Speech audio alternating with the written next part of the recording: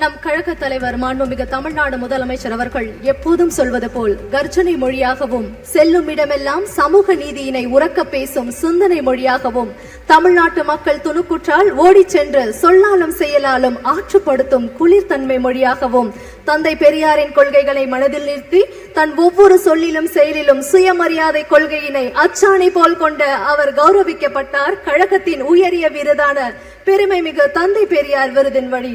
கழகத்தின் கண்களான மகளிர் அணிக்கு வழிகாட்டும் பாராளுமன்ற குழு தலைவர், கழகத்தின் துணை பொதுச் செயலாளர், பெருமை மிகு தந்தை பெரியார் விருது பெற்ற திருமிகு கனிமொழி கருணாநிதி அவர்களை தாழ்மை உரை வழங்கிட பணிவன்புடன் அழைக்கின்றோம்.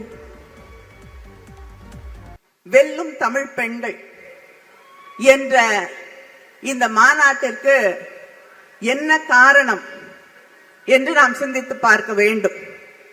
ஒன்று, நமக்கான ஒரு ஆட்சியை, பெண்களுக்கான ஒரு ஆட்சியை, பெண்களின் எதிர்காலத்தை பெருமைப்படுத்தக்கூடிய ஒரு ஆட்சியை நடத்தி கொண்டிருக்கக்கூடிய நம்முடைய முதலமைச்சர் அண்ணன் தளபதி அவர்களுக்கு நன்றி சொல்லக்கூடிய ஒரு மாநாடு இந்த மாநாடு.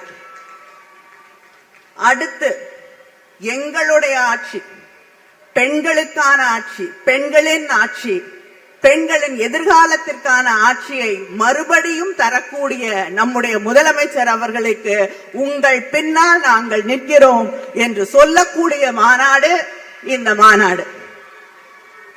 இங்கே இருக்கக்கூடியவர்கள் கேட்கலாம், ஏன் நம்முடைய முதலமைச்சர் அவர்களுக்கு தி கான்ஸ்டிடியூஷன் ஆஃப் இந்தியா, மேடையில் இருக்கக்கூடிய மகளிர் அணி சகோதரிகள் அரசு அமைப்பு சட்டத்தை புத்தக வடிவிலே அவருக்கு வழங்கினோம் பரிசாக, ஏன் என்று நீங்கள் கேட்கலாம். அரசியலமைப்பு புத்தகத்தின் முக உரையில் சொல்லப்பட்டிருப்பது we the people, மக்களாகிய நாம். இந்த மேடையிலே மகளிராகிய நாங்கள் உங்களிடம் இந்த நாட்டை, தமிழ்நாட்டை இல்லை, இந்த நாட்டை ஒப்படைத்திருக்கிறோம், இந்த நாட்டின் எதிர்காலத்தை ஒப்படைத்திருக்கிறோம். நம்முடைய அரசமைப்பு சட்டம் நமக்கு தரக்கூடிய செய்தி justice, equality, fraternity and liberty. இதை பாதுகாக்க வேண்டும் என்பதுதான். அந்த நீதி, சுதந்திரம், சமத்துவம், சகோதரத்துவத்தை காப்பாற்றக்கூடிய ஒரே முதலமைச்சர் நம்முடைய முதலமைச்சர் அண்ணன் தளபதி அவர்கள் என்ற நம்பிக்கையை நாம் மட்டும் இல்லை, இந்த நாடே அவர் மீது வைத்திருக்கிறது.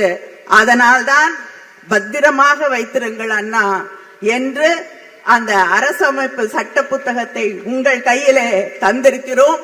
இந்த நாட்டை, தமிழ்நாட்டை இல்ல, இந்த நாட்டை பாதுகாக்க வேண்டிய கடமை உங்கள் கைகளில் இருக்கிறது. ஏனென்றால் உங்க குரல் வந்த பிறகுதான் இந்த நாட்டில் உங்களுக்கு பின்னால் தான் ஒவ்வொரு குரலாக அங்கே இருக்கக்கூடிய பாசிச அரசுக்கு எதிராக எழக்கூடிய அத்தனை குரல்களும் உங்களுக்கு பின்னால் அணிதிரக்கூடிய குரல்களாகத்தான் இன்று இருந்து கொண்டிருக்கிறது. அதனால்தான் இந்த நாடு உங்களை நம்பி இருக்கிறது என்பதை நான் திரும்ப திரும்ப திரும்ப இங்கே சொல்லிக்கொள்ள விரும்புகிறேன்.